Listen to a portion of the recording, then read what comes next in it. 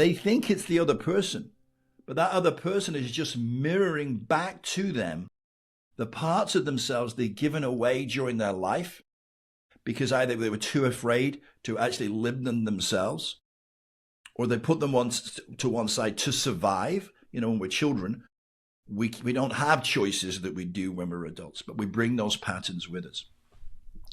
So it's, you know, what I liken it to, and some of your listeners might relate to this, it's called the dark night of the soul. When you go through the most profound experiences and you to get to the other side to experience who you really are. Not an easy experience, right? Not easy to do. And most people don't take those steps because of their fears, right? So it's, you know, the book is there to help people realize there's nothing wrong with that stuff. Whatever trauma you went through as a child, whatever humiliation, whatever guilt you have, whatever shame you have, it's not real. And when you bring it out and you speak it into the world, as I did in this book, right? I mean, I share everything. I bare my soul in this book. But once you've done that, it has no power over you anymore. And until you face those things, you're in a prison because you're always worried, is somebody else going to find that out about you, right? Is your, you know, your boyfriend, your girlfriend, your wife, your husband, your family, your friends. There's a part of you that's always worried, what if they found that out? And you push it down, but you can't. It has to come out. It's energy, right, that you're holding inside of you. That energy, as you know, has a vibratory field of energy to it. And that's why when people say, I feel like I'm a magnet for these things, you are a magnet. You're drawing it in.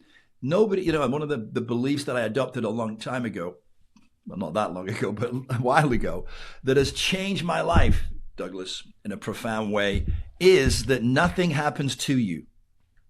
Everything happens for you. So when you adopt that belief, it sounds easy, right? But it isn't, because when the most difficult, terrible thing happens in your life, you're probably not going to go, oh, well, this is happening for me right now. This is great, right?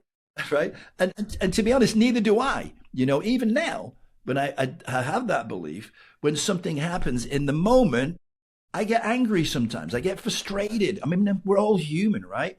And what we want is something that is going to minimize that.